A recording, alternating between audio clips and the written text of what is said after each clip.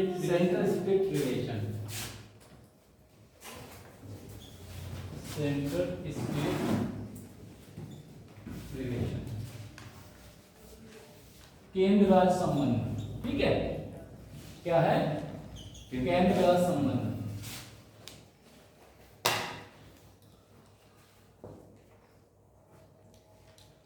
एक कोटेशन है डीडी बासु, दुर्गादास बासु का नाम सुना होगा आपने। सुभाष कश्यप, दुर्गादास बासु, इन्होंने बहुत अच्छी बुक्स लिखी।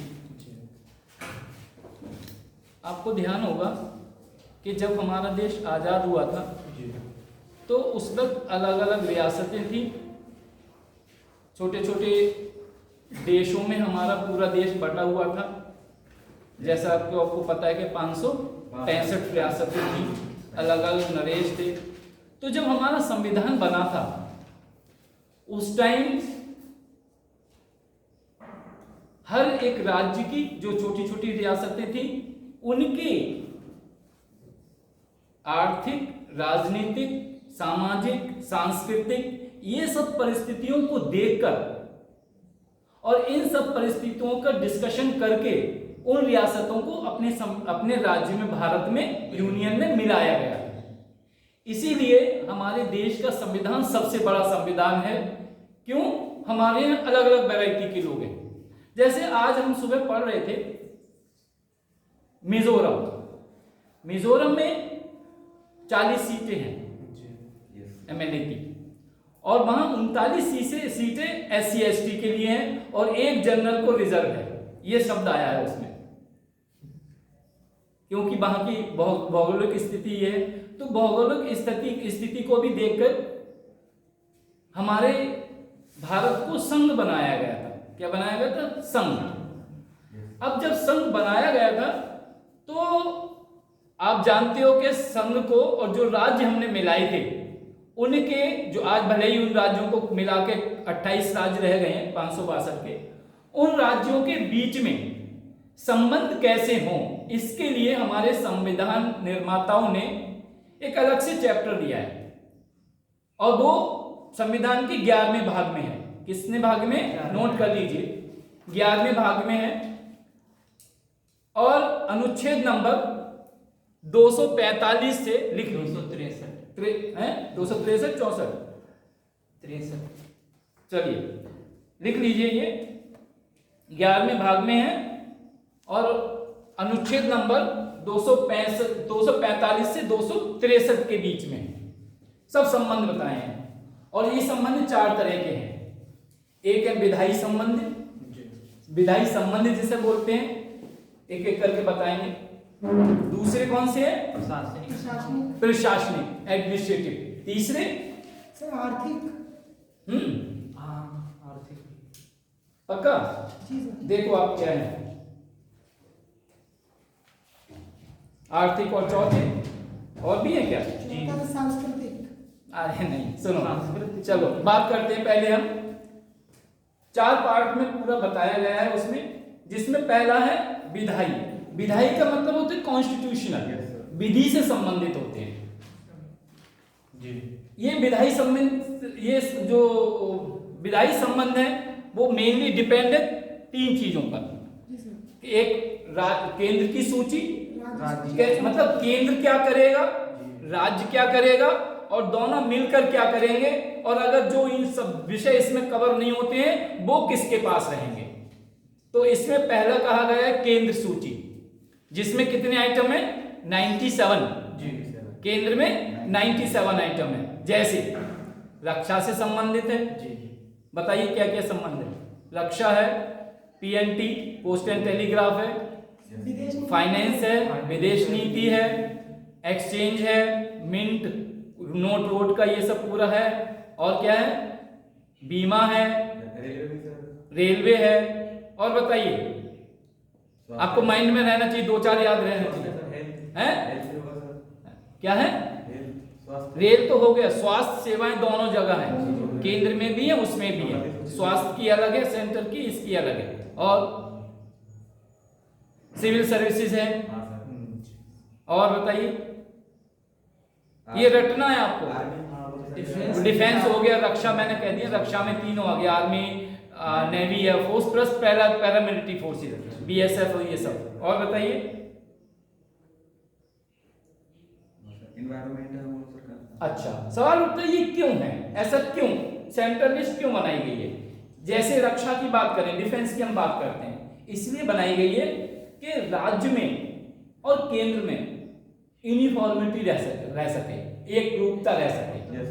अगर जैसे हमारा देश क्या है, 3 हिस्सों में नेवी से घिरा हुआ है, पानी से, है नहीं है? तो हमें सबसे ज्यादा स्ट्रॉन्ग क्या होना चाहिए?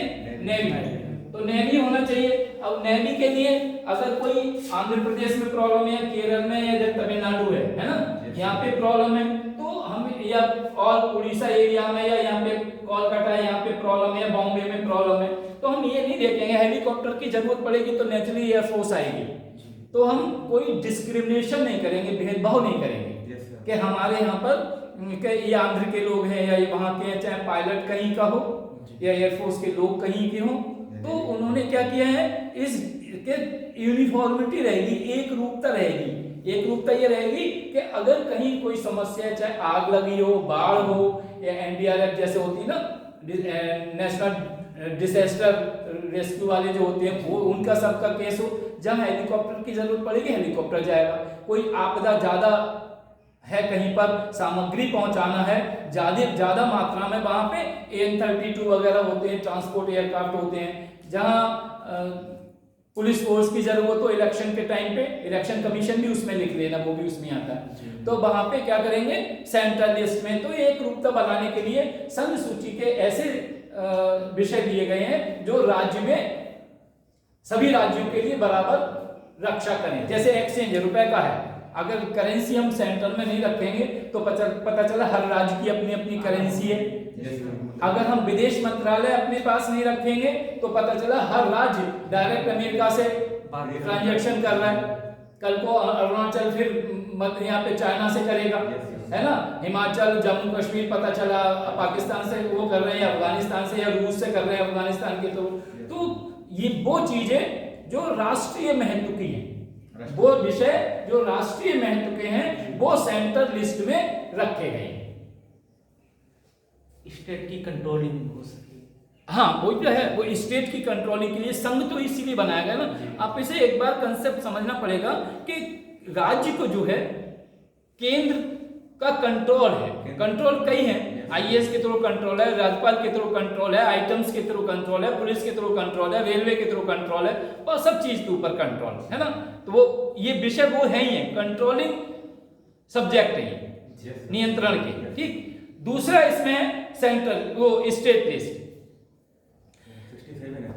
हाँ 67 है, और ये पहले 62 थे, लेकिन 5 आइटम 52 थे इसमें संवर्ती सूची में, वहां से लेकिन कहीं कहीं कुछ किताबों में इधर उधर कर दिया है, उस पर मत जाना, वो सब गड़बड़ है, वो उल्टा लिख दिया है कहीं कहीं, मैंने देखा, मैं भी कंफ्यूज हुआ था।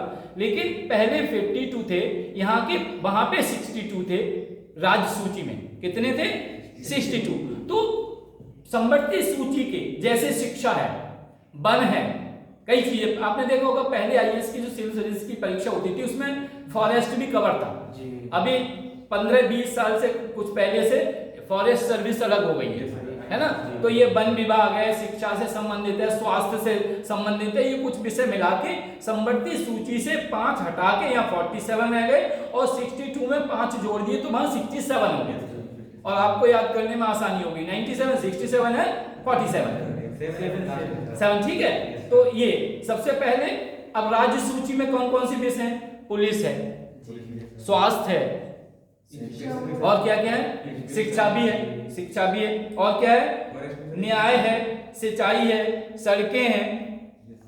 उसमें हटाए कौन कौन से गए? पशु पक्षी वाले भी हटाए गए थे, पशु पक्षी शिक्षा वन, वो इसमें आ गए सेंट्रल संवर्ती सूची से जो हटाए गए थे।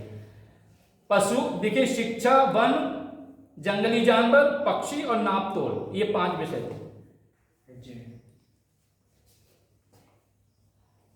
मेजरमेंट जैसे कहते हैं, मापतोल विभाग स्टेट में भी है, स्टेट में भी आपने देखा होगा फूड इंस्पेक्टर आते हैं, नापतोल विभाग के भी लोग आते हैं, लेकिन बताएंगे कौन कौन लिस्ट का। तो ये पुलिस स्टेट लिस्ट में थे, ये कितने आइटम थे? 67। आप कहोगे शिक्षा कैसे है? ये शिक्षा प्राइमरी शिक्षा से 12th क्लास तक की शिक्षा ये स्टेट लिस्ट में है, और डिग्री कॉलेज एंड एबव की शिक्षा सेंटर में है, और वो कंट्रोल कौन करता है? उसे यूजीसी, जिसे अभी हम शिक्षा विभाग के नाम से भी जानते हैं। पहले एचआरडी मिनिस्ट्री कंट्रोल करती थी, और अभी क्या कहते हैं? शिक्षा मंत्रालय, एजुकेशन मिनिस्टर बनाएंगे। पूरी शिक्षा नीति की वजह से नई नई नियम आ रहे हैं। जैसे आज के ही पेपर में आया था कि जितने भी कॉलेजेस हैं जिनकी नेट रैंकिंग 3+ है, 4 में से 3 से ऊपर है, तो उन्हें स्वायत्तता दे दी जाएगी, ऑटोनोमस बॉडी बनाया जाएगा।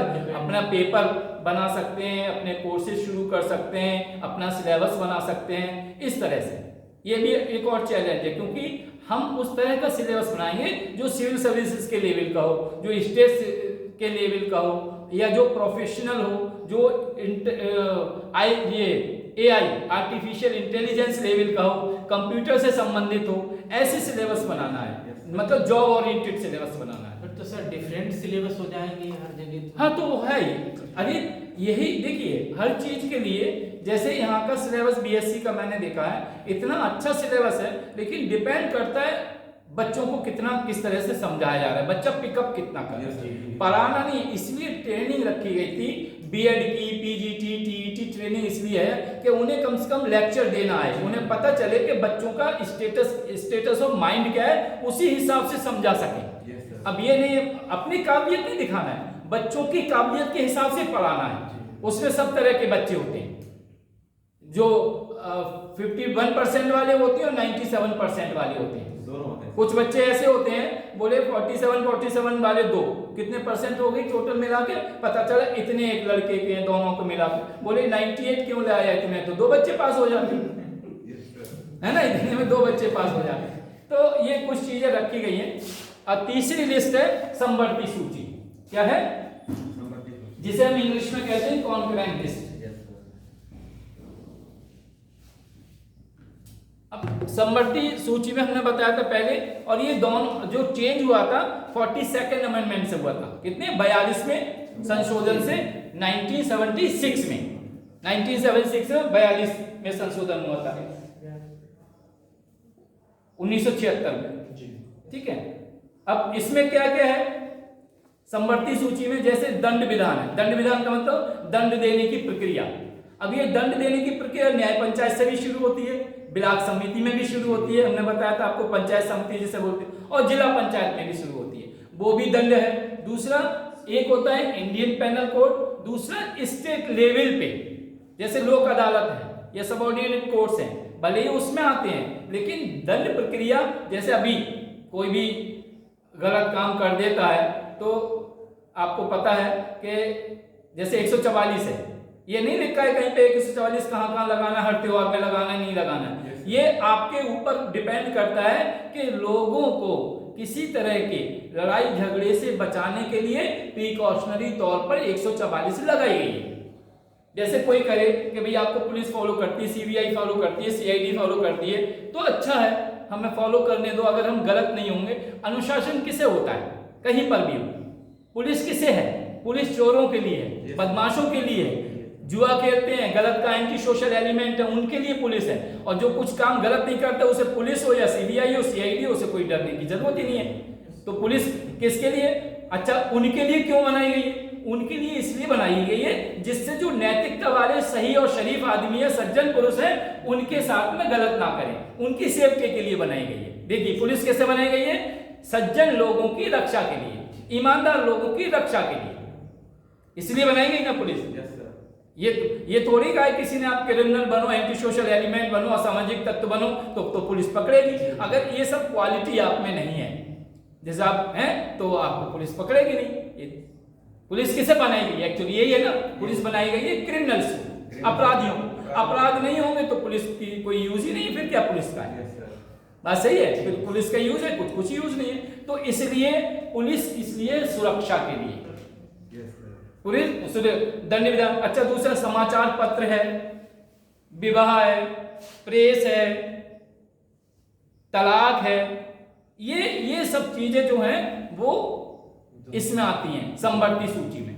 समवर्ती सूची का मतलब कि केंद्र भी कानून बना सकता है और चाहे तो राज्य भी कोई अपना कानून बना सकता है, चाहे वो किसी भी धर्म की तलाक हो, चाहे हिंदू कोड के अनुसार हो या मुस्लिम तलाक हो या जो भी कितने तरह की तलाक है, जो भी किसी तरह का तलाक हो, तो वो उस पे भी है। विवाह संबंधी कोई अगर नियम बनाना है, जैसे अभी विवाह संबंधी पहले नियम कोविड के टाइम पे आपने देखा होगा, कह दिया था 200 से ज्यादा बाराती नहीं जाए, फिर बाद में 150 हो गए, फिर 50 बाराती हो गए, ये नियम बनाए, बोले 7-8 ही लोग ही जाए, 5 ही हो गए थे, 5 से ज्यादा नहीं जाएंगे, बोले माँ बाप इनके और वो ये सब। तो ये लोकल नियम है ना। अगर वो चाहते, अच्छा दंड विधान में एक और चीज आपने देखा होगा, कुछ लोग अपने ऊपर जो मुकदमे हैं वो विधानसभा के थ्रू विड्रॉ करा लेते हैं, ये है ना विधान है ये, तो ये राज्य सूची में वो आता है, बोले मेरे ऊपर जितने मुकदमे हटा दिए जाए, बोले हटा दिए। भाई जो कानून बनाता है, कानून कौन बनाता है? विधानमंडल। विधानमंडल का मतलब जब विधानसभा और विधान परिषद दोनों है या विधानसभा है, ठीक है, वो कानून बनाते हैं, तो वो कानून कुछ भी बता सकते हैं। वो तो कहेंगे 100 के ऊपर से सब केस वापस ले लीजिए, वापस ले लिए, वो है। तो ये जो दंड विधान उसमें भी आता है। ये सब जानकारी इसलिए जरूरी है क्योंकि ये जानकारी के लिए जरूरी है। क्या हो रहा है वो छोड़िए, होने को तो यहाँ पे सब अपने अपने हिसाब से पूरी दुनिया को देख रहे हैं। कोई चोरी करके पेट भर रहा है, कोई मेहनत करके भर रहा है, कोई मेहनत खूब कर रहा है लेकिन उसका पेट नहीं भर रहा है। किसी को कोई बैठे बैठे कमा रहा है, बैठे बैठे समझ रहे कैसे, बैठे बैठे कमाया नहीं किसी ने, नहीं। जैसे एक आदमी है, नहीं बता रहा हूं मैं आपको, एक आदमी है, उसने कहा उसके गेहूं का रेट है, मान लो क्या रेट चल रहा है गेहूं का, 2100 के समथिंग, चलो 2100 रुपए कुंटल है। अब वो एक आया, बोले हमारी लड़की की शादी में 5 कुंटल गेहूं चाहिए पूरी। बोले ठीक है, बोले किस भाव में लेंगे, बोले उसने कह दिया कि 2200 रुपए ले लेंगे, हैं अर्जेंट है, 100 रुपए तो ज्यादा बताया। एक आया, बोले मुझे गेहूं बेचना, मेरी लड़की की शादी है, क्योंकि उसे पैसे चाहिए इसलिए बेच रहा है। उसके पास वो था कैश क्रॉप वाला, पैसे वाला था, इसके लिए बोले ठीक है अर्जेंट बेचना है भाई, इतना तो नहीं, एक काम करो 2000 में दे जाओ। तो वो 2000 को नहीं देखेगा, तो उसने 200 का मार्जिन बैठे बैठे कमा लिया। उसने क्या कहा, दोनों आए, बोले तुम अपने गेहूं यहां से उठा देना, कुछ नहीं किया, पैसे इधर नोट गिने, इधर के इधर कर दिए, बस मेरा फायदा, बैठे बैठे 1000 रुपए का फायदा हो गया। तो ये डिपेंड ये है। लेकिन आजकल मैं बताना ये चाह रहा हूं कि अगर आपको कानून पता है, कानून के दायरे पता है, तो आप कोई भी काम बैठे बैठे भी कर सकते हैं। यही हो रहा है आजकल, 4 दीवारी के बीच में 4x4 के रूम में मोबाइल से सब बिजनेस चल रही है। एक कंप्यूटर वाला बैठा रहता है, सब ऑनलाइन पेमेंट है, कुछ नहीं, गए बोले एटीएम, बोले ऐसे स्कैन करा, पेमेंट हो गई, कुछ करने की जरूरत नहीं। तो ये सब चीजें इसलिए बनाई गई है कि स्टेट कितना यूटिलाइज कर रहा है इंफ्रास्ट्रक्चर का, चाहे वो टेक्नोलॉजी हो या जो हमारा ये क्या कहते हैं न्याय व्यवस्था हो या शिक्षा की व्यवस्था हो। आपने देखा कभी कभी ये कहते हैं कि स्कूल में बच्चे होते हैं, शिक्षक नहीं आ रहे हैं, कहीं कहते हैं शिक्षक हैं तो बोले 4 टीचर हैं 4 बच्चे। तो डिपेंड करता है। तो जो ये जो लिस्टें बनाई गई है, जब हमारा संघ बना था कि जब तक बाइफर्केशन नहीं होगा कि तुम्हारा काम ये है, आपका काम ये है, आपका काम ये है, जो काम नहीं होगा तब तक वो सिस्टमेटिक वे में चल नहीं सकते। ऐसा तो नहीं है साइंस वाला फिजिक्स उसकी पॉलिटिकल साइंस की क्लास लेगा और पॉलिटिकल साइंस की क्लास लेगा, लेकिन भले कितनी भी नॉलेज होना अलग बात है, लेकिन एकेडमिकली स्ट्रॉन्ग बनाना अलग बात है। इसी तरह 34वीं एक लिस्ट है जिसे हम समवर्ती वो अवशिष्ट शक्तियां कहते हैं। अच्छा एक चीज और बता दें, अगर समवर्ती सूची में अगर कोई संसद का कानून और राज्यसभा दोनों कानून, राज्य विधानसभा दोनों कानून बनाते हैं तो विरोधाभास है किसी बात पे, तो वो संसद का कानून मान्य होगा, ना कि राज्य विधानमंडल का। विधानमंडल इसलिए यूज कर रहा हूं जहां दोनों है, नहीं तो राज्य विधानसभा भी कह सकते हैं वहां पे। अब रही बात अवशिष्ट शक्तियों की, अवशिष्ट शक्तियां क्या कहती हैं, लिख लीजिए चौथा पॉइंट। ये आर्टिकल 248 में क्या है, आर्टिकल 248 ये अवशिष्ट शक्तियों से संबंधित, जो 248 2 चौक 8 ऐसे याद रखना। 248 अवशिष्ट शक्तियां, बची हुई पावर्स जो है। इसमें जैसे हमने बताया आपको पहले भी कई बार बताया है, ऐसी शक्तियां जो पहले संविधान के समय नहीं थी। जैसे भी हम कहें कि सोशल मीडिया है, उस टाइम नहीं था, नहीं था। अब आपने व्हाट्सएप से गलत मैसेज डाल दिया, या कोई वीडियो बना ली, या कहीं पे क्राइम कर दिया, या किसी को घूरने में भी आजकल है, घूरते हुए दिखा दिया, तो कई अलग अलग धाराएं। तो उस टाइम क्या होता है कि नए नियम बनाए जाएंगे, नए कानून, साइबर क्राइम का कानून है। तो वहां पर ये किसके पास जाए? तो अवशिष्ट शक्तियां, ये पहले से डिसाइड है कि ये अवशिष्ट शक्तियां केंद्र के पास रहेंगी। किसके पास रहेंगी? केंद्र के पास। कि केंद्र ही कोई भी, चाहे जैसे किसानों का है, एग्रीकल्चर किससे? स्टेट से रिलेटेड है, लेकिन किसान कानून किसने बनाए थे? केंद्र ने बनाए थे। तो अब इसमें एक सेंटेंस मैं ऐड कर देता हूं कि जो भी विषय, वस्तुएं, नीतियां राष्ट्रीय महत्व की हैं, उनके लिए, चाहे किसी भी राज्य की हो, ईस्टर्न सेक्टर की हो, वेस्टर्न सेक्टर की हो, नॉर्थ की हो, चाहे वो साउथ की हो, वो सभी केंद्र के हिस्से में है और केंद्र ही उस पर कानून बनाता है। अगर राज्य कोई कानून बना भी देता है तो उस कानून को नल एंड वॉइड, मतलब समाप्त कर दिया जाता है, निरस्त कर दिया जाता है, और संसद का कानून ही मान्य होगा।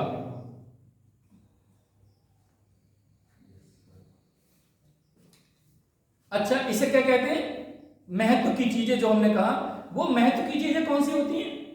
वो महत्व की चीजें होती हैं जो राष्ट्र हित की हो, जो राष्ट्र हित की हैं। इसमें कुछ पॉइंट हैं, और इस तरह के पॉइंट ही पीसीए उसमें ज्यादा आते हैं एग्जाम में।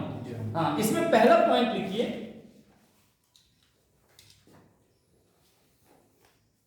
Article number 249। अभी आपने 248 पढ़ा, कितना? 249। चलिए,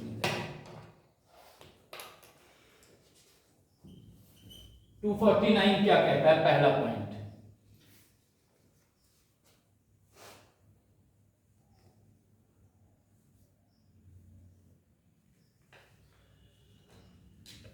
आपको पता है राज्यसभा में जो रिप्रेजेंटेशन होता है, कितने राज्यसभा के मेंबर? 250 हैं टोटल, होना चाहिए मैक्सिमम। और 245 हाँ, जो भी, और उसमें 38 में 238 जो है सिलेक्टेड अप्रत्यक्ष रूप से निर्वाचित होते हैं, और 12 जो मेंबर हैं वो होते हैं अलग अलग क्षेत्र के, अपने अपने क्षेत्र के विशेषज्ञ होते हैं, विषय विशेषज्ञ। 12 ये कहां से लिया हमने? आयरलैंड के संविधान से, और 12 होते हैं, ये हमारे इसमें है। अब होता क्या है कि यदि कोई विषय राज्यसभा में, जो राज्य से संबंधित है, जाता है, तो कोई प्रस्ताव जाता है राज्य से संबंधित, उसे पारित करने के लिए जो उपस्थित मेंबर हैं, उपस्थित सदस्य हैं, उनका 2/3 बहुमत होना जरूरी है, तब वो प्रस्ताव पारित होता है। पहला पॉइंट। इसे हम ऐसे कह सकते हैं कि यदि कोई विषय राष्ट्रीय हित का है और राज्यसभा में उठाया गया है, जो राज्य से संबंधित है, उसके लिए उपस्थित सदस्यों के 2/3 बहुमत से पास होना जरूरी है, तभी वो पारित माना जाएगा। अगर 2/3 बहुमत नहीं है तो पारित नहीं माना जाएगा। और इसमें एक सब्जेक्टिव टू, मतलब इसमें एक बाधा है। बाधा यह है कि ये केवल 2 वर्ष तक मान्य रहेगा, ये केवल 2 वर्ष तक मान्य रहेगा। ऐसा तो होगा तो केवल 2 वर्ष तक ही होगा, क्योंकि नियम बनाया हुआ है ना, 2 वर्ष तक मान्य होगा। उसके बाद सर अगर मतलब उसमें फिर दोबारा से वो डिपेंड करता है किस तरह का टॉपिक है, कौन सा विषय है, डिपेंड करता है। दोबारा से उसको फिर किया जाएगा, वो तो फिर दोबारा रेस करोगे उसको। हाँ, लेकिन मोस्टली ज्यादातर चीजें नल एंड वॉइड हो जाती है, वैशअप हो जाती है। दूसरा इसमें पॉइंट है कि राष्ट्रीय महत्व की कौन सी चीजें हैं। आर्टिकल नंबर 250 क्या है? 250 क्या कहता है? अनुच्छेद हमारे संविधान का 250 कहता है कि अगर इमरजेंसी है जैसे पावर इमरजेंसी हमने बताया था, अनुच्छेद नंबर 352 में इमरजेंसी लगती है, 356 में इमरजेंसी लगती है और 360 में इमरजेंसी लगती है। 352 में कौन सी इमरजेंसी है? राष्ट्रीय आपात। क्या सर उसमें जो है वो मतलब किसी राष्ट्रीय आपदा, राष्ट्रीय आपदा में आपातकालीन स्थिति, ये है। सही है। कोई भी, चाहे इकोनॉमी आर्थिक हो सकती है, कोई बड़ा कोविड के टाइम पे जैसे हुआ था उस तरह का हो सकता है। ऐसी चीजें जो भारतीय समाज के हित में नहीं है, भारतीयों के हित में नहीं है, और जिससे मास डिस्ट्रक्शन मतलब बड़े लेवल पर किसी चीज का नुकसान होने के चांसेस हैं, ठीक, उसे 352 में लिया है। 356 आएगा भी आगे भी, फिर भी बता दे रहे हैं। संवैधानिक संकट जब होता है, हंग असेंबली बन गई या कोई सरकार अपनी मेजॉरिटी प्रूव नहीं कर पाई, तो 356 होता है और 360 होता है वित्तीय संकट। इन तीनों संकटों के समय में जितने भी राज्य सूची के मतलब इन तीनों आपातकालीन स्थिति में राज्य सूची के जो आइटम होते हैं, विषय होते हैं, समझ में आ रहा है आप लोगों को? पहली बार आए आप लोग, है ना? नहीं समझ में नहीं आता पूछ लेना, डाउट हो कोई भी पूछ लीजिए। तो जो आपातकालीन इन तीनों में से कोई भी आपातकालीन स्थिति है, उस टाइम राज्य सूची के किसी विषय पर भी संसद कानून बना सकती है, और ये पावर कौन देता है? राष्ट्रपति। इसका मतलब ये हुआ कि राज्य विधानमंडल या राज्य विधानसभा की शक्तियां संसद को ट्रांसफर या क्या बोलते हैं, स्थानांतरण कर दिया जाता है, उनका ट्रांसफर कर दी जाती है जितनी भी है। लेकिन ये शक्तियां, ये कानून केवल 6 महीने तक वैलिड है। एक बार पहले हो चुका है सर, मुझे लगता है। हमें क्या पता, आपने बताया? हो चुका है मुझे लगता है। हमें नहीं पता, आपने बताया सेंट्रल स्टेट। हमें मिला ही नहीं, कुछ जो हमने पढ़ाया था, हमका जो पेपर थे वो नहीं मिले, तो हम अभी बना के लाए हैं। मुझे लग रहा है नहीं, हाँ पिछली क्लास में थे आप?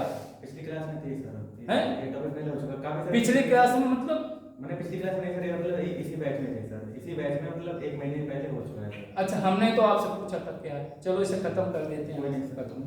नहीं, हमने तो पूछा था कौन सा टॉपिक पढ़ोगे, इसलिए मैं नहीं बताता हूँ अपने आप ये ना समझो कि सर जो याद है वही बता रहे हैं। थोड़ा एक और रिवाइज करना पड़ता है उसके लिए। जैसा भी तीसरा पॉइंट इसका है आर्टिकल नंबर 251 नहीं है इसमें, आर्टिकल नंबर 252 क्या लिखे हैं इसके ऊपर, तो क्लियर ही नहीं है। ये क्या कहता है कि यदि 2 या 2 से अधिक राज्य संसद से रिक्वेस्ट करते हैं किसी कानून बनाने के लिए, तो संसद उन पे कानून बनाती है। ये कौन से कह रहा है? Article number 252। इसमें कौन से कानून आ सकते हैं?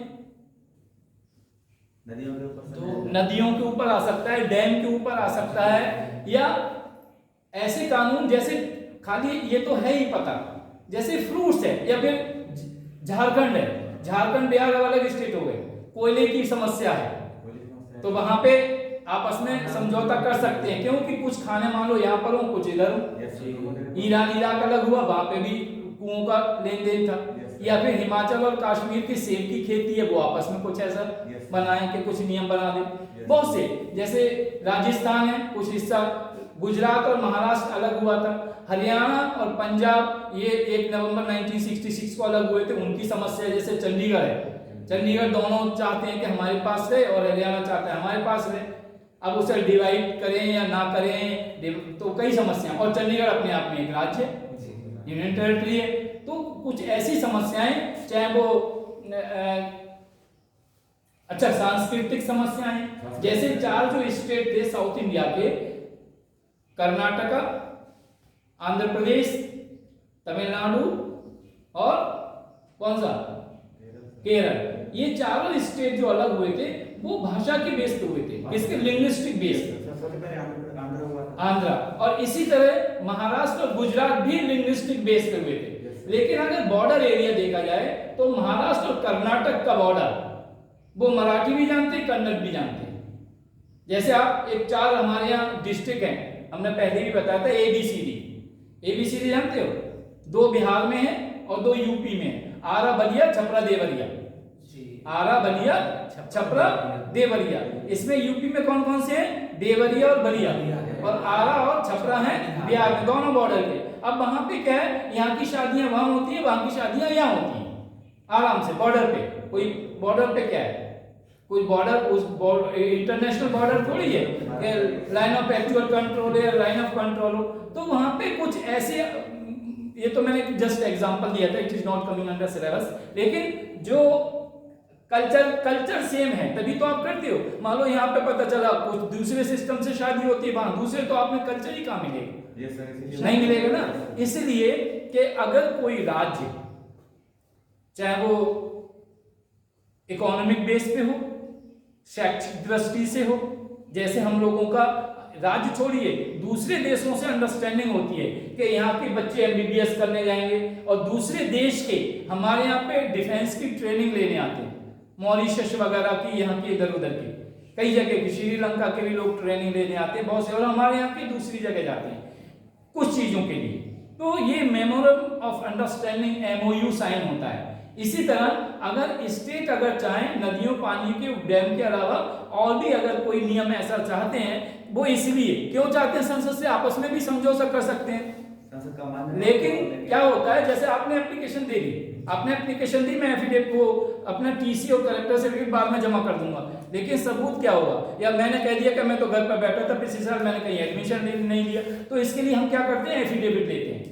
क्या लेते हैं, एफिडेविट का शपथ पत्र दीजिए, ये सबूत दीजिए, कल को अगर कुछ गड़बड़ हुआ या आपने कहीं और दूसरे कोर्सेज किए तो एकेडमिक फ्लॉप ना हो, इसलिए शपथ पत्र जरूरी है। इसी तरह एक नोटरी वकील प्रमाणित करता है, इसलिए वो कह रहे हैं दोनों स्टेट आपस में अंडरस्टैंडिंग से कुछ नहीं होगा। ये सर दोनों की पुलिस, एक तमिलनाडु की पुलिस, एक आंध्र प्रदेश की पुलिस आमने सामने आ गई तो क्या होगा, इसलिए क्यों ना हमारे यहाँ पे जो जिसके हम अंडर में हैं, यूनियन के थ्रू हम कानून बनाते हैं, क्यों, अगर कोई एक्शन लेगा तो केंद्र आराम से एक्शन ले सकता है उसके लिए, क्यों, उस पर मोहर लगती है राष्ट्रपति की, और राष्ट्रपति सुप्रीम कोर्ट से भी रिलेटेड है, संविधान का संरक्षक है।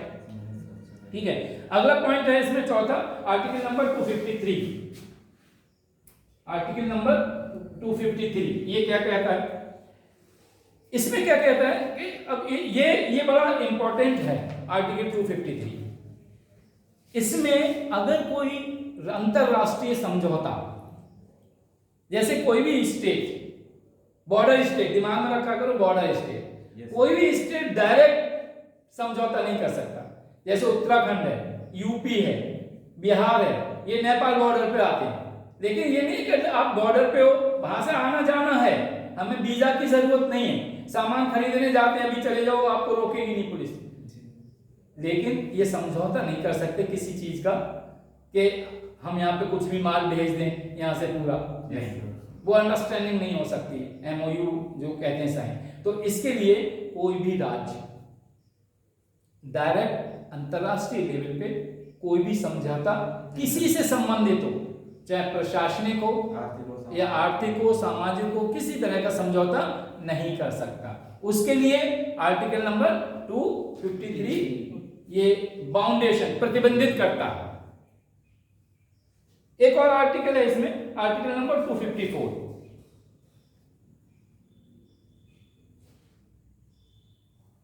ये बता ही चुके हैं हम आपको। आर्टिकल 254 भी कहता है कि यदि किसी भी विषय पर, किसी भी, या चाहे वो केंद्र की सूची में है विषय, या कॉमन विषय है, शिक्षा से संबंधित है, या स्वास्थ्य से संबंधित है, या सार्वजनिक हित का है, तो भी अगर राज्य कानून बनाता है, बोले हम बना देंगे, हम अपना देख लेंगे, जैसे कोविड का जो था महाराष्ट्र में बहुत ज्यादा असर था, यूपी में बाद में आया, दिल्ली में भी असर था, वो अपनी तरफ से नियम नहीं बना सकते, उन सब स्टेट को रिपोर्ट कहां देना पड़ती थी, सेंटर के लिए, तब वो पूरा पब्लिश करते थे, क्योंकि उन्हें रिपोर्ट कहां देना, WHO को, वर्ल्ड हेल्थ ऑर्गेनाइजेशन को, उन्हें क्यों देना है, क्योंकि वहां से ग्रांट भी मिलती है। जो अगर कोई मास लेवल पर, कोई ऐसे लेवल पर बीमारी फैलती है जो जैसे प्लेग है, इन्फ्लुएंजा है, बर्ड फ्लू है, या अभी कौन सा चला था अभी गाय में जो चल रहा है, लंपी वायरस, इस तरह की कोई मैसेज जाता है तो यूएनओ यूनाइटेड नेशन ऑर्गेनाइजेशन जो 24 अक्टूबर 1945 को बनी थी, उसकी ये जिम्मेदारी है कि प्रत्येक देश के लिए अलग अलग है उसकी कमेटी। कल्चरल की कमेटी है, एजुकेशन से संबंधित है, ट्रेड से संबंधित है, मॉनेटरी WMF है, वर्ल्ड मॉनेटरी फंड वाला है, सब है ना इसके अलग। तो उनकी जिम्मेदारी, क्योंकि हम लोग कंट्रीब्यूट भी करते हैं, पैसे भी देते हैं, बहुत से डोनेशन जैसे दे देते हैं किसी संस्था को, देश बहुत से जो डोनेशन वहां देते हैं, तो ये उनकी जिम्मेदारी तो लुक आफ्टर करना। तो इसमें आर्टिकल नंबर 250 कितना बताया था 254 ये कहता है कि अगर किसी स्वास्थ्य से संबंधित या ऐसी संवर्ती सूची से संबंधित कोई भी राज्य विधानमंडल कानून बनाता है तो उस पर, और वो भी बना देता है संसद भी, तो वो हमेशा संसदीय विरोधाभास के वजह से संसद का कानून मान्य होगा, चाहे वो किसी से संबंधित हो, किसी से संबंधित हो, खुद नहीं। अच्छा हुआ क्या, यही तो था अभी जो, अच्छा एक पॉइंट आएगा वो मैं बताऊंगा, फिर आर्टिकल 370 का एक एग्जांपल दूंगा इसमें। एक है इसमें नेक्स्ट आर्टिकल 356 इसी में आता है 356, इसके बाद 54 के बाद है 356 ना कि 256। ये होता है संवैधानिक संकट, जो आपने आपातकालीन स्थिति में पढ़ा होगा। संवैधानकालीन संकट होता है कि अगर किसी राज्य में इलेक्शन हुए हैं और उस राज्य में कोई भी पार्टी सत्ता में नहीं आई, जिसे हम हंग असेंबली बोलते हैं, उस टाइम में जो सबसे मेजॉरिटी वाली पार्टी है, भले लार्जेस्ट पार्टी चाहे एक MLA से ज्यादा हो, उसके लीडर, पहले वो लीडर चुनते हैं, उस लीडर के लिए वो लीडर अप्रोच करता है किसके लिए, गवर्नर के लिए, अपनी गवर्नमेंट फॉर्म करने के लिए। इन केस आखिरी टाइम पे जो निर्दलीय विधायक सपोर्ट कर रहे थे वो ना हो या वॉकआउट कर दे, तो सरकार के जो अविश्वास विश्वास मत जो है या बहुमत जो है नहीं मिलेगा। तो ऐसे टाइम में क्या होगा, नेक्स्ट सेकेंड लार्जेस्ट पार्टी को बुलाया, पता चला उसने दे दिया मेरे इतने 273 है जैसे यहाँ की उसमें, तो पता चला उसे भी उसने धोखा दे दिया। भाई धोखा तो कोई भी दे सकता है, बोले तुम्हारे, अरे मान लो 2 दिन में उन्होंने 15 दिन का टाइम मिला, उसमें पता चला उसे भी धोखा दे दिया। कुछ आपने देखा होगा, कुछ नेता ऐसे होते हैं जो हमेशा मलाई के चक्कर में रहते हैं, जिसकी सत्ता हो उसके साथ, जो भी प्यार से मिला हम उसी के हो लिए, प्यार व्यार नहीं है कुछ यहाँ पर, जो भी अच्छी पोस्ट दी, अच्छी मलाई वाली पोस्ट मिली तो हम आपके साथ हो गए। अब ऐसे में क्या होगा, अब तीसरी लार्जेस्ट पार्टी इतनी बड़ी है ही नहीं, लेकिन एक बार हुआ ऐसा, चंद्रशेखर 67 उनके विधायक वो MP थे चंद्रशेखर, और कांग्रेस की सपोर्ट से प्रधानमंत्री बने थे। हाँ प्रधानमंत्री बने, और वो पहले ऐसे MP थे जिन्होंने कहा कि सिर्फ मुझे प्रधानमंत्री से नीचे उन्होंने कोई पद ही नहीं दिया, मैं कभी मिनिस्टर बने। उन्होंने प्रण किया था कि जब भी बनूंगा प्रधानमंत्री बनूंगा।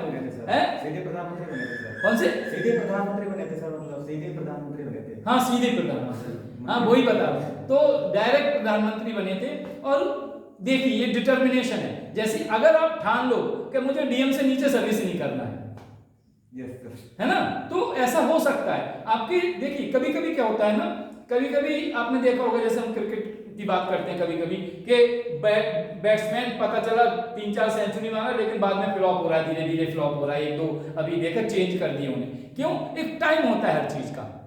जब आपके सितारे कहते हैं सही चल रहे हैं तो सब कुछ आपके हिसाब से होता रहता है, आप जिसे भी रखते हैं वो सोना हो जाता है, जहां पे भी उंगली रखते हैं सोना हो जाता है। और सितारे अगर गर्दिश में है तो आप सोने को रखते वो पत्थर ही नहीं होता, पता चला बस मिस हो गया।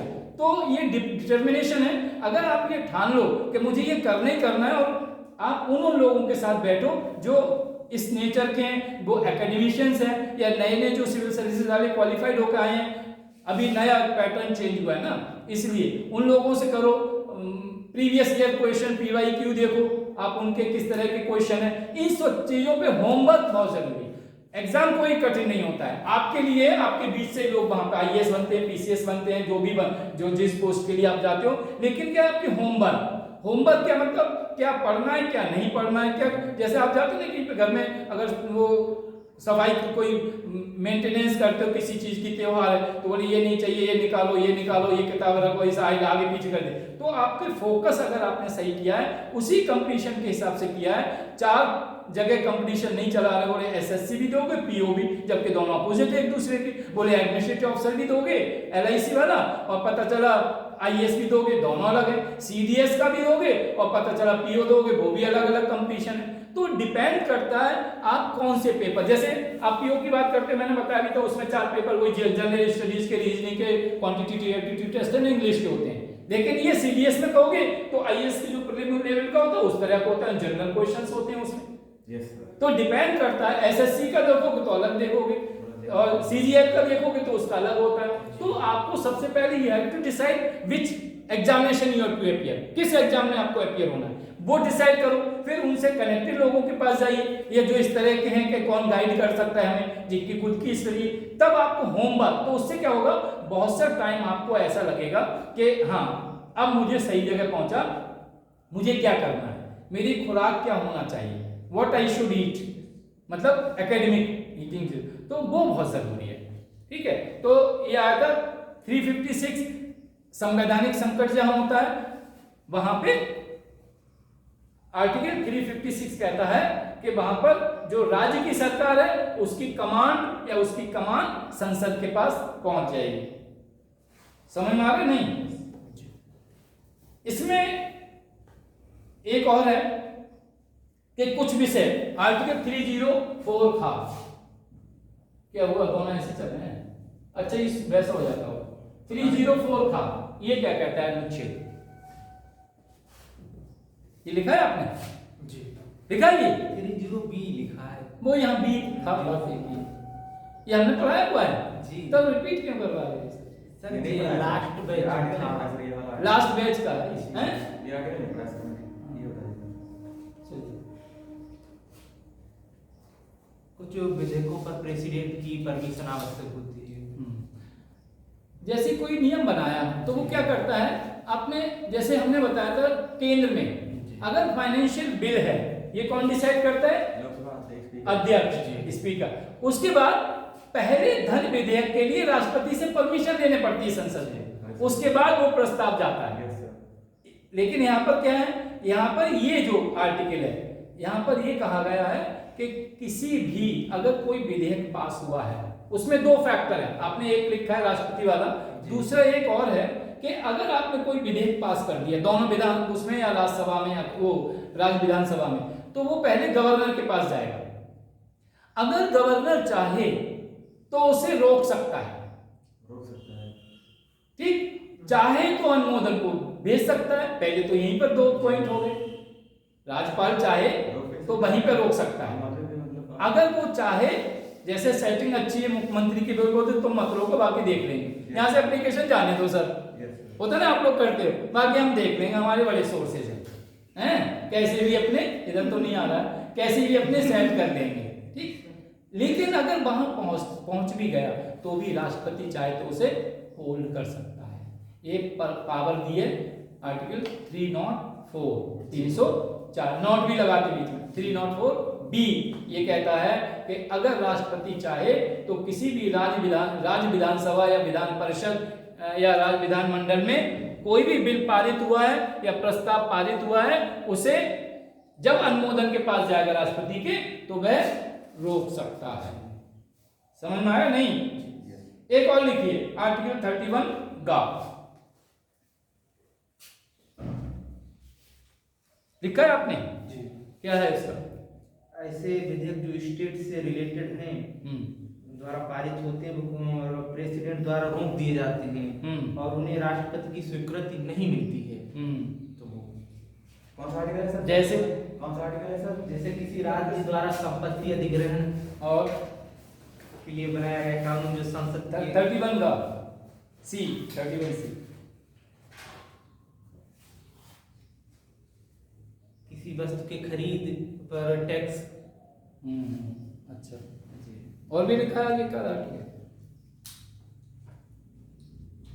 नहीं, चलो लिखो 31 सी, वो बना राष्ट्रपति की स्वीकृति इंपॉर्टेंट है। ये कह रहा है, आपको पता है कि 3 लिस्टें हैं।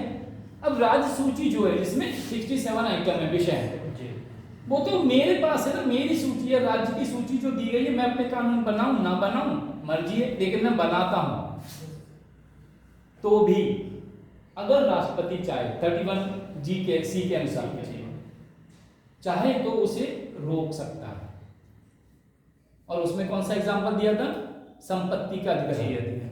जैसे किसी की संपत्ति मतलब हड़प लेना सर, या कुछ जैसे कि रोड वगैरह बनता तो है, अभी तो बहुत हड़पी जा रही है, संपत्ति सबकी कुर्की हो रही है, क्रिमिनल्स की, है ना? Yes sir. क्या करोगे? ऐसे में क्या होना चाहिए? ऐसा सर कानून है कोई इसका? लोकल कानून? लोकल कानून का सर, लोकल तो नहीं सर। कोई रोकेगा नहीं। माइट इज राइट, सुना है? जिसकी लाठी उसकी भैंस। Yes. Might is right. Yes sir. पहले यही था। पहले जो राजा का जो चलन था, जो बलशाली था, वो राज्य करता था। Yes sir. सबसे पहले आपने देखा होगा हाथी घोड़े की सेनाएं होती थी, ध्यान है? हाथी 10,000 हाथी और इतने घोड़ों की सेना थी। उस वक्त जो ताकत थी, सेना की ताकत उन्हीं के ऊपर डिपेंड करती। अभी भी बहुत सी घोड़सवार हैं, बहुत सी जगह हैं सब। उसके बाद चलन आया तो जानवरों को जैसे कम हुए तो पैदल सेना जो होती थी, इन्फेंट्री जिसे बोलते हैं, उसकी शक्ति मानी जाती थी। क्या है कि जिसके पास पैदल सेना जो गोरिल्ला बाल की तरह लड़ते हैं आमने सामने, उनकी शक्ति मानी जाती थी कि जिसके पास ये शक्ति है वही पावरफुल है। इसके बीच में आगे आए तो जिसके पास इकोनॉमिक पावर जिसके पास थी वो शक्तिशाली माना जाता था। उस वक्त में अमेरिका और रूस का कब्जा था। ये अभी की बात है, मैं ब्रिटिश की बात नहीं कर रहा हूँ, उसकी तो बहुत साम्राज्य फैला हुआ था। तो उसमें बिग बीज कहलाते थे, बिग बीज के 2 B1 B2 दोनों बड़ी बड़ी हस्तियां, और आपस में टकराव था। जैसे आज भी हमारा रिलेशन रशिया से ज्यादा रहा। MiG-21, MiG-23, MiG-25, MiG-27, MiG-29, Su-30 जितने जहाज हैं सब रशिया के। पाकिस्तान के पास F-16 वगैरह ये सब जहाज उनके पास है। अभी भी पाकिस्तान के लिए मिसाइल वगैरह सब वहां से। अच्छा, दोनों महाशक्तियों का क्या काम था? आपस में लड़वाएंगे नहीं तो हथियार कौन खरीदेगा? अपनी बिजनेस है ना, बिजनेस चलाने के लिए ये सब हुआ। एक उन्हें सपोर्ट करता रहा। जैसे 2014 में ओबामा यहाँ पर रिपब्लिक डे में चीफ गेस्ट थे, पहली बार कोई प्रेसिडेंट ऑफ अमेरिका आया, यहाँ से गए, लेकिन वो बीच में पाकिस्तान लैंड करके गए। 6,000 करोड़ की सहायता पाकिस्तान को देके गए। 6,000 करोड़ उनके लिए तो बहुत है, क्योंकि यहाँ का पाकिस्तान की करेंसी में अंतर है, हमारा रुपया भारी पड़ता है, वहाँ का डिवैल्यूएशन बहुत हो चुका है। तो ये आपस में जो टकराव रहता है ये इसीलिए है कि जब अगर टकराव नहीं होगा तो अगर शांति हो जाए, वसुधैव कुटुंबकम हो जाए, पूरे विश्व में शांति हो जाए, तो फिर लड़ाई किसका रहेगी? सामान कुछ खरीदने की जरूरत नहीं, ना जहाज, ना पानी के जहाज, ना ऊपर के आज कुछ नहीं। लेकिन अभी लड़ाई किसकी है? हमारी तो एक आदत बनी है ना, एक छोटा सा ब्लेड लेके घर में आते हैं और हमेशा ये सोचते हैं किसकी काटना चाहिए। ये सच है, मतलब खाली पैसे के लिए नहीं। हम अभी क्या whatever duties we are assigned, are we performing those duties? नहीं, कि हमें जो ड्यूटीज मिली है वो हम निभा ही नहीं रहे। सर पूछिए, चाहे कोई भी हो, अगर प्रत्येक व्यक्ति अपने अपना कर्तव्य निभाते रहे, चपरासी से लेके प्रधान से लेके प्रधानमंत्री तक, चपरासी से लेकर आईएएस तक या सचिव तक, तो मुझे नहीं लगता कि कोई समस्या है। समस्या यही है, आज इतने पैसे की जरूरत नहीं है, ईमानदारी से सब काम करते रहे। जो नैतिकता नहीं, और इथिक्स जब नहीं होगी तो फिर ऐसे आदमी की, अगर क्राइम क्या होता है, जहां नैतिकता का अभाव होता है वहां क्राइम बढ़ता है। जैसे सुबह हम पढ़ा रहे थे लिबर्टी में, लिबर्टी माने क्या होता है? स्वतंत्रता कहते हैं, लेकिन 3 शब्द हैं। फ्रीडम माने भी स्वतंत्रता, इंडिपेंडेंस माने भी स्वतंत्रता, और लिबर्टी माने भी स्वतंत्रता। अगर हम तीनों की बात करें तो पूछा एक बच्चे ने सवाल कि सर तीनों में अंतर? हमने कहा अंतर है। फ्रीडम हमें किससे मिली थी? फ्रीडम मिली अंग्रेजों से। कैसे? कि फ्रीडम हमें उनके राज्य से जो नियम कानून अधिनियम बनाए थे वो हम पे लागू होते थे। तो हमें कहते ना we are free from shackles of the British Raj, कि हमें ब्रिटिश के राज के जंजीरों से जो हम जकड़े हुए थे उनके नियम कानून के अंतर्गत, उनसे स्वतंत्रता मिली। किससे मिली? फ्रीडम मिली हमें। इसलिए जो मूवमेंट आप पढ़ते हो आंदोलन, वो फ्रीडम स्ट्रगल पढ़ते हो। फ्रीडम स्वतंत्रता का संग्राम है, संघर्ष है वो, कि आपने स्वतंत्र होने के लिए, किससे स्वतंत्र? कि जो हम पे बेड़ियां, जो जंजीरें हमें ब्रिटिश सरकार ने हमारे ऊपर बांध कर रखी थी, उनसे हम फ्री हुए थे। अब अगला, जब हम फ्री हो गए तो हमें आया इंडिपेंडेंस। पहले हुए फ्रीडम, फिर आया इंडिपेंडेंस। अब इनको हटा दो। हम लोग फ्रीडम से पहले क्या थे? डिपेंडेंट थे। किसके ऊपर? हर चीज के ऊपर ब्रिटिश सरकार के ऊपर डिपेंडेंट थे। फिर हम उसमें इन कर गए, उसमें प्रवेश किया। अब हम सेल्फ डिपेंडेंट हो गए। सेल्फ डिपेंडेंट शिक्षा के लिए पहले नियम का था 1876 से 1880 तक लॉर्ड लिटन जो आए थे यहाँ पर गवर्नर बन के, वाइसराय बन के, तो उन्होंने क्या किया था? 21 साल से 19 साल सिविल सर्विसेज की आयु कर दी। यहाँ पर प्लेग फैला था, दरबार समारोह मना रहे थे, इल्बर्ट बिल लाई, इल्बर्ट बिल वगैरह, और एक और चीज कपास पे टैक्स लगा दिया था। और दूसरा आर्म्स एक्ट 78 में लाई थे कि केवल यूरोपियंस वो रख सकते हैं आर्म्स, दूसरे नहीं रख सकते। अब उस वक्त तो जानवर इतने होते थे कि अपनी सेफ्टी के लिए लोग रखते थे, लेकिन वो सब चीजें खत्म हो गई। अच्छा, उसके बाद सेंटर जो था वो इंग्लैंड में बना दिया था। हेलो, हाँ सर जी, मैम बताइए। अच्छा बताइए। अरे क्लास में हूँ, बताइए। क्या बता तो दीजिए। अच्छा, अरे फाका दूसरे के फोन से बात कर। हाँ, तो जितने नियम बनाए थे वो अपने हिसाब से बनाए थे। टैक्स कानून पे उन पे कपास पे टैक्स लगाना, या फिर कोई फैक्ट्री के ऊपर कोई वो है वो टैक्स लगाना युवाओं को। हाँ, एक बता रहा था मैं कि 21 से 19 तो एज की, साथ में सेंटर इंग्लैंड में कर दिया। यहाँ इंग्लैंड में सेंटर रहेगा। इससे क्या हुआ कि जो आर्थिक रूप से मजबूत था वो जा सकता है, दूसरा नहीं जा सकता। तो अब क्या हुआ? अब हम डिपेंडेंट हो गए। क्या डिपेंडेंट हो गए? कि अब हम, हमारे यहाँ पर जो यहाँ के लोग थे, एजुकेशन के बीए चाहिए, एमए नहीं चाहिए, हमें इतनी एज चाहिए, इसमें रिलैक्सेशन चाहिए, इतना रिजर्वेशन चाहिए, जो भी हो, जो भी नियम बनाए, हम डिपेंडेंट हो गए। इसीलिए यहाँ की प्रधानमंत्री ने प्रथम पंचवर्षीय योजना में हरित क्रांति, किसानों क्योंकि 78% है, श्वेत क्रांति, पशुपालन, सिंचाई, उस पे सब पे ध्यान दिया, हर चीज पे ध्यान दिया। क्यों? उन लोगों ने वो चीजें देखी थी, खुद जेल में रह के उन्होंने अत्याचार सहे थे खुद।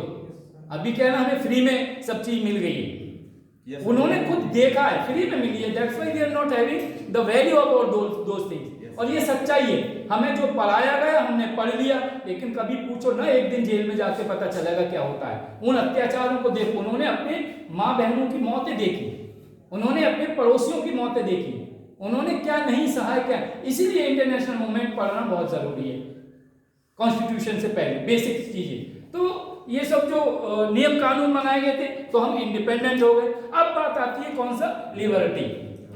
लिबर्टी क्या है? लिबर्टी लैटिन भाषा का शब्द है। किसका? लैटिन भाषा का। लिबर, वो लिवर है, लिवर, LIVER, लिवर। और इस लिवर का मतलब है, देखो अलग मतलब, तीनों शब्दों का अंतर। लिवर का मतलब है लैक ऑफ रेस्ट्रिक्शन, मतलब प्रतिबंधों का अभाव। लिख लो आप, प्रतिबंधों का अभाव। जहां प्रतिबंध होंगे वहां स्वतंत्रता नहीं होगी, और जहां प्रतिबंध कम होंगे वहां स्वतंत्रता होगी, है ना? आप फ्रीडम है लेकिन लिबर्टी नहीं आपके पास। क्यों? आप हर घर में नहीं घुस सकते। आप साइंस के हो, साइंस के हो तो आर्ट्स में प्रोफेसर नहीं बन सकते, और आर्ट्स के हो तो साइंस के प्रोफेसर नहीं बन सकते।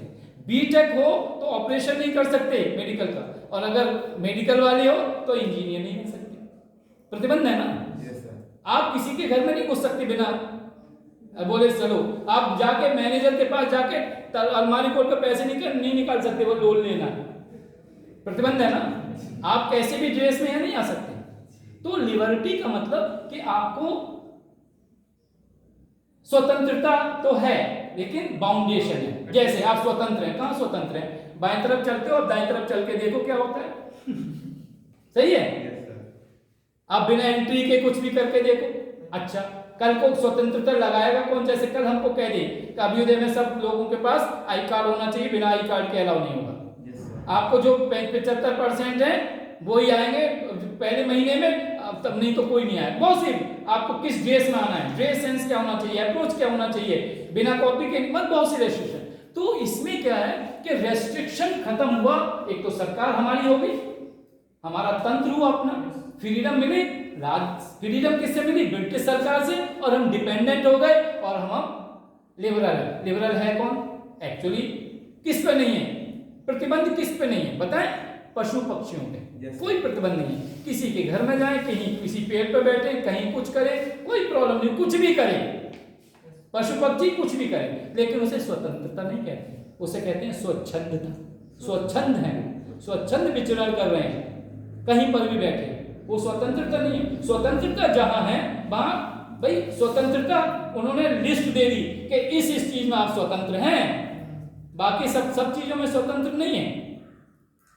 समझ में आ रहा है? क्या सुन रहे हैं? स्वतंत्रता मतलब आप इन चीजों में स्वतंत्र हैं। अगर एडमिशन लिया है तो आप जीएफ कॉलेज में पढ़ेंगे, अगर टेस्ट पास है तब आप अभ्युदय में बैठेंगे, एनडीए के लिए लिया है तो एनडीए के लिए बैठेंगे, आप यूपीएससी में नहीं बैठ सकते। स्वतंत्र हैं, लेकिन आपकी स्वतंत्रता वहां समाप्त होती है जहां दूसरे की सीमा शुरू हो जाती है। बराबर में एनडीए के क्लास चलाइए नहीं, वहां पे बैठ गए, यस सर, हैं? जहां दूसरे की सीमा शुरू हो जाती है, वहां आपकी स्वतंत्रता समाप्त हो जाती है। तो इस डिपेंड अपॉन, इसमें है क्या क्या? आर्टिकल 200 और लिख लीजिए, 200।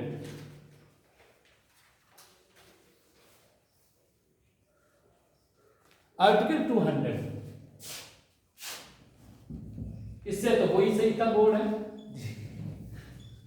इससे बायोटेक्नोलॉजी अच्छा वो नहीं होंगे ना आजकल सपने। नीट की ना हो रही थी सर, नीट की हो रही थी, नीट की हो रही थी। अच्छा, क्या टाइम हो गया? सर अभी बहुत टाइम है, हैं? 20 मिनट है। आगे से इसमें देखिए, असल में मैंने बहुत जल्दी लपेट दिया यस सर, बहुत जल्दी पास करा दिया है। ये इसमें कह रहा है आर्टिकल 200 कहता है राज्यपाल किसी भी विषय पर, अरे मान लो जैसे एक आपने राज्यसभा में पास कर दिया, फिर विधान परिषद में भी, वो राज्य विधानसभा में पास किया, विधान परिषद में भी पास कर लिया, लेकिन आप ठीक है आपने पास कर दिया, आप रिप्रेजेंटेटिव है, निर्वाचित सदस्य हैं और दोनों में कर दिया पास, लेकिन ये गारंटी नहीं होगी कि आप पास हो गए बिल तो वही ठीक है, पास हो गया तो हमारा कानून बन गया, नहीं। गवर्नर अगर गवर्नर उस चीज पे ऐसा मत है, इसीलिए आपने देखा होगा कि जितनी भी पार्टियां हैं उनका अपना गवर्नर है। क्यों क्यों कल को कोई रोकेगा नहीं। यस सर, अगर उनकी पार्टी नहीं है, सत्ता में दूसरी है, तो वो केंद्र अपना गवर्नर भेज देता है। लाइक ममता बनर्जी के साथ में भेज दिया था, और हमेशा दोनों का आपस में टग ऑफ वार कहते हैं सर, वो चलता है, कई जगह ऐसा है। तो हमेशा ये देखते हैं कि किस गवर्नर को कहां भेजना है, जहां सत्ताधारी पार्टी है वहां भेजना है या विपक्ष की पार्टी में भेजना है, ये सेंटर के ऊपर डिपेंड करता है। सेंटर का मतलब प्रधानमंत्री रिकमेंड करता है, जबकि संविधान में क्या कहा गया है कि राष्ट्रपति रिकमेंड करता है उसके लिए, यही है ना, लिख लीजिए। तो जितने भी सहमति और असहमति की बात आती है तो वहां पे गवर्नर के हाथ में है, और अगर गवर्नर चाहे तो भेजकर राष्ट्रपति से भी रिकमेंड कर सकता है कि अनुमोदन हो या ना, डिपेंड करता है उसके ऊपर। अब तक जो पढ़ा है उसमें डाउट बताइए।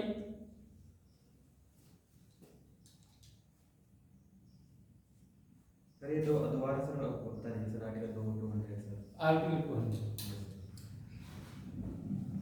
एक्चुअली में सर क्या है, एक्चुअली मैं बता दूं। एक्चुअल में ये है कि अगर जैसे राज्य सूची का ही विषय है, यस सर, ठीक है, जो 67 आइटम है, उसमें कोई विषय ऐसा है जो राज्य के अंडर नहीं आता है।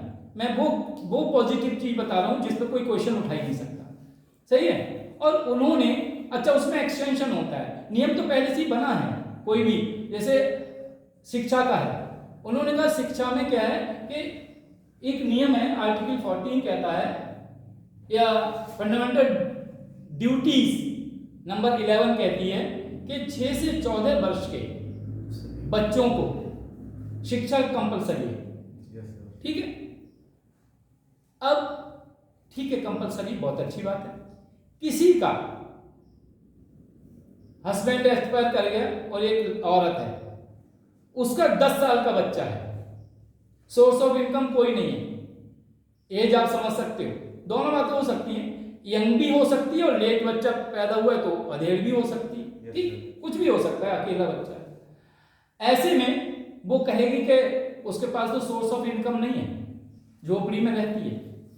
ऐसे में 6 से 14 साल के बच्चे को शिक्षा को भेज दिया, उसे तो कुछ खाने पीने को भी नहीं है, तो गवर्नमेंट कहती है कि आप उस बच्चे को भेजिए, हम उसकी फीस माफ करेंगे, आपके लिए हम मकान देंगे, ठीक है, मकान मिलता नहीं, आप अप्लाई करिए, मकान मिलेगा, आपके लिए हर महीने राशन की व्यवस्था की जाएगी, पेंशन स्कीम में विधवा के लिए, सही है। अगर वो विधवा किसी फौजी की है तो उसे तो पैसे खैर वो सफिशिएंट हो ही जाते हैं, पेट्रोल पंप वगैरह भी देते कर, लेकिन इस बच्चे को खर्च के लिए बोले मकान दे दिया, सोर्स ऑफ इनकम नहीं है, मकान दे दिया आपने, राशन है, खाने पीने को दिया, राशन बेच के वो नहीं पढ़ाएगी बच्चे को, देखो लॉजिक देखो, क्या राशन बेच के पढ़ाएगी?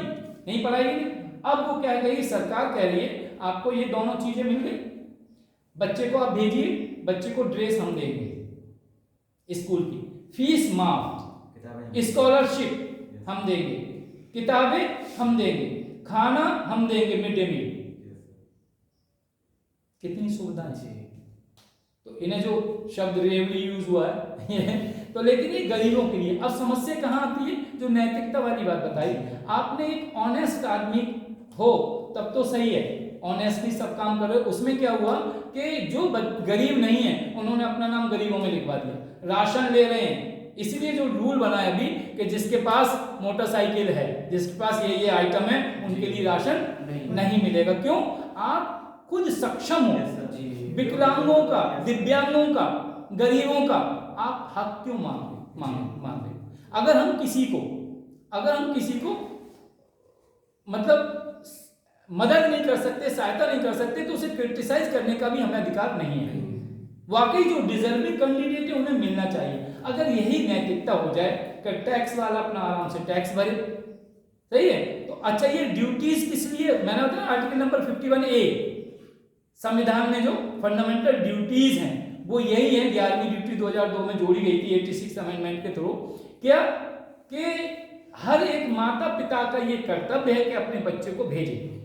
ये फैसिलिटी जो हमने बताई ये उन लोगों के लिए है जिनके आर्थिक स्थिति खराब है, उन लोगों के लिए नहीं है। उन बाकी लोग तो क्या कर रहे हैं, बच्चे सरकारी में नहीं पढ़ रहे हैं, सीबीएसई बोर्ड में, जिनके बच्चे 14 साल के बच्चे पता 8,000 रुपए 3 महीने के देते हैं क्वार्टरली, इतने 8-10 हजार, और बच्चे तो लोग एसी में रुक रहे हैं। तो ये उनके लिए कंपलसरी है कि जो बच्चे या जो जिनके माँ बाप गरीब हैं या विकलांग हैं या मान लो हस्बैंड वाइफ भी हैं जो खाली मजदूरी करते हैं, उन लोगों के लिए ये आर्टिकल बनाए गए। अब इसमें क्या होगा, इसमें डिपेंड करता है स्टेट टू स्टेट, हर स्टेट की कंडीशन अलग है।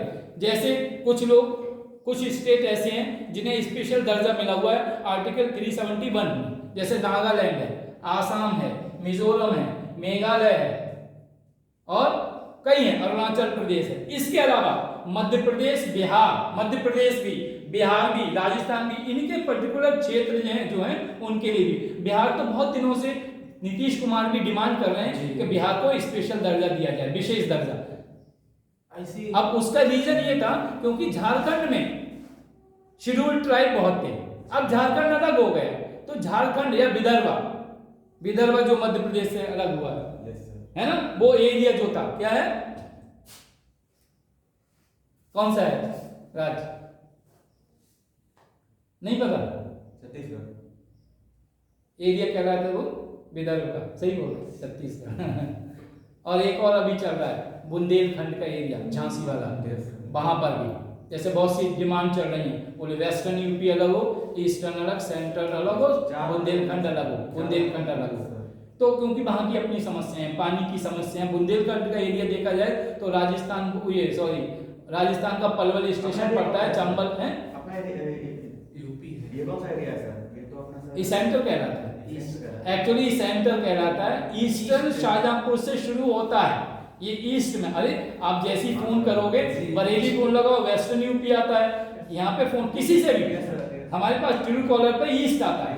ईस्ट बरेली शाहजहांपुर का डिमार्केशन है, लैंग्वेज डिफरेंस है। लैंग्वेज आप शहर की लैंग्वेज मत देखिए, शहर में तो सब तरह के लोग हैं, आप गांव की लैंग्वेज देखिए, तो वो है डिमार्केशन का लैंग्वेज का। तो यहाँ का ईस्टर्न यहाँ से शुरू हो जाता है। जैसे उत्तराखंड जब अलग हुआ था तो उन्होंने कहा था कि बरेली हमें दे दो, हल्द्वानी भी मांग रहे थे, बोले ये तो प्लेन एरिया है, यहाँ से क्यों? इसलिए उन्होंने कहाँ से सितारगंज वगैरह से शुरू किया, हल्द्वानी ले लिया। हल्द्वानी से पहाड़ जबकि हल्द्वानी के आगे से शुरू होते हैं लाखों वगैरह, लेकिन उन्होंने लिया। हरिद्वार लेना चाह रहे थे, हरिद्वार है उनके पास, हरिद्वार इधर आना चाह रहे थे। तो अभी पुष्कर धामी जी ने और योगी आदित्यनाथ जी ने हरिद्वार की जो प्रॉब्लम थी, एडमिनिस्ट्रेटिव प्रॉब्लम, वो सेटल की है। इसी तरह जिस तरह बांग्लादेश की प्रॉब्लम और इंडिया की प्रॉब्लम मोदी जी ने सेटल की है, कितने 1000 किलोमीटर का एरिया देके और कितनी पॉपुलेशन इधर से उधर के। यस सर, अपना कुछ हिस्सा चला गया। हाँ, काफी ज्यादा गया है, लेकिन सेटल हो गया ये था, ले लिया। लेकिन अब ये कि दूसरे लोग नहीं आए। तो जो नियम कानून बनाए गए थे वो इसलिए बनाए गए हैं कि रोटी, कपड़ा और मकान सबके लिए हो। इसीलिए सेंट्रल लिस्ट में जो आइटम है सबके हित की बात है। राज्य में है, पर्टिकुलर राज्य के ऊपर डिपेंड करता है। चाहे ईस्टर्न, जैसे राजस्थान, वहां सिंचाई के साधन नहीं है इतने, लेकिन वहां दूसरी चीजें पैदा होती हैं, मूंगफली वगैरह या ज्वार बाजरा ज्यादा पैदा होता है। अब यहाँ पे वहां धान पैदा नहीं हो सकता, क्योंकि धान के लिए पानी चाहिए, मिर्च के लिए पानी चाहिए। लेकिन जिनके अपने साधन है सिंचाई के, ट्यूबवेल वगैरह या बोरिंग करा के लगा दिए हर जगह।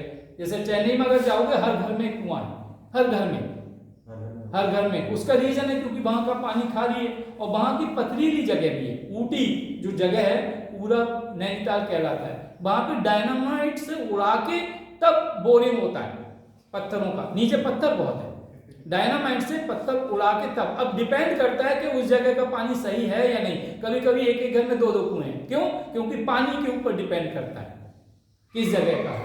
समुद्र का पानी पूरा वर्ल्ड का सेकंड लार्जेस्ट बीच है, अडियार बीच, सेकंड लार्जेस्ट वर्ल्ड का, सबसे ज्यादा अडियार बीच है। और एक और जगह लिख लीजिए, मैरीना बीच, जो कि जहां पर जितनी समाधियां जयललिता वगैरह या उनकी रामचंद्रन वगैरह थे जो मुख्यमंत्री रहे, फिल्मी एक्टर के, इनकी सब समाधियां। मैरी देखिए अडियार बीच, इसकी एक और हिस्ट्री बना दूं। अब इन्होंने कहा 20 मिनट है, मैंने कहा थोड़ा सा और ज्यादा खींच दूं। अडियार बीच की एक खास बात है कि जब कांग्रेस 28 दिसंबर 1885 को बनी थी, उस टाइम पहली मीटिंग थियोसॉफिकल सोसाइटी की 1884 में बनी हुई थी, 1884, और वो एलन ऑक्टेवियन ह्यूम ने वहीं पे की थी। और उसके बाद ही इंडियन नेशनल यूनियन, क्या नाम था? इंडियन नेशनल यूनियन गठन हुई, और जिसका नाम बाद में इंडियन नेशनल कांग्रेस कर दिया गया 28 दिसंबर 1885 को, जिसमें 72 लोगों ने भाग लिया था। 72 लोगों ने पहले उसमें, और उससे पहले जो मीटिंग हुई थी उसमें केवल 17 लोग थे, जो कि चेन्नई में। तो अडियार आज भी मैं तो रहा हूं, आज भी वहां पर थियोसॉफिकल सोसाइटी का ऑफिस है। और जो एनी बेसेंट थी, जिन्होंने थियोसॉफिकल कहा है कि अडियार में उन्होंने यहाँ पर थियोसॉफिकल सोसाइटी स्टैब्लिश की थी। एक्चुअली थियोसॉफिकल सोसाइटी कर्नल ऑलकट और मैडम ब्रैड बेस्की, इन दोनों ने न्यूयॉर्क में की थी 1875 में, और 79 में ये आए थे। तो इन दोनों ने वहां पे शुरुआत की थी। और एनी बेसेंट पहले यहाँ पर ये कहते हैं थियोसॉफिकल सोसाइटी की उन्होंने यहाँ पे स्थापना की थी, इसीलिए मद्रास में आज भी, जैसे चेन्नई कहते हैं, आज भी एक जगह है बसंत नगर, लेकिन नाम उसका बेसेंट नगर है, यानी बेसेंट के नाम पर बसंत होता, लेकिन बोलते क्या है बसंत नगर, क्योंकि बेसेंट नहीं आता है। जैसे हमने बताता है ना एग्जाम्पल संतोष वाला पता था नहीं, जैसे होता है ना तोशिका आनंद वगैरह, ये तो बैटरी वगैरह होती हैं, ये फैक्ट है। मैं when I was in DPS as a administrative officer, तो एक प्रोग्राम के लिए जरूरत पड़ी थी एडमिनिस्ट्रेशन में, तो आपको पता ही सब काम करने पड़ते हैं। तो वो एक माइक था उसके पास बोलने वाला, तो वो लोकल था, जैसे होते Murphy radio jolly radio local थे, लेकिन वो बुश वाले नहीं थे, बुश आता था। तो उसने क्या किया, संतोष नाम का वो ले आया था माइक, तो वो बिक नहीं रहा था बहुत ज्यादा, बिल्कुल नहीं बिक रहा। तो उसने पता है क्या किया, उसने कहा एक आया लेने, और वो तुरंत बिक गए। पता है उसने क्या कहा, बोलिए जापानी है, इसका नाम है सैंटोश, क्योंकि स्पेलिंग लिखी थी उसमें SANTOS संतोष लिखा था, संतोष से किसी ने नहीं खरीदा, उसने कहा इट इज सैंटोश, तोशिबा वाली है, तोशिबा जापान की कंपनी थी अच्छी। So it's depend upon you, कैसे आप उसे सेलिंग पर प्रेजेंटेशन मेन है, आप अच्छी तरह से अच्छा प्रेजेंट कर रहे हो वेल एंड गुड, नहीं तो इसे कट करिए। और कोई डाउट हो बताइए, कितने मिनट है, कोई डाउट हो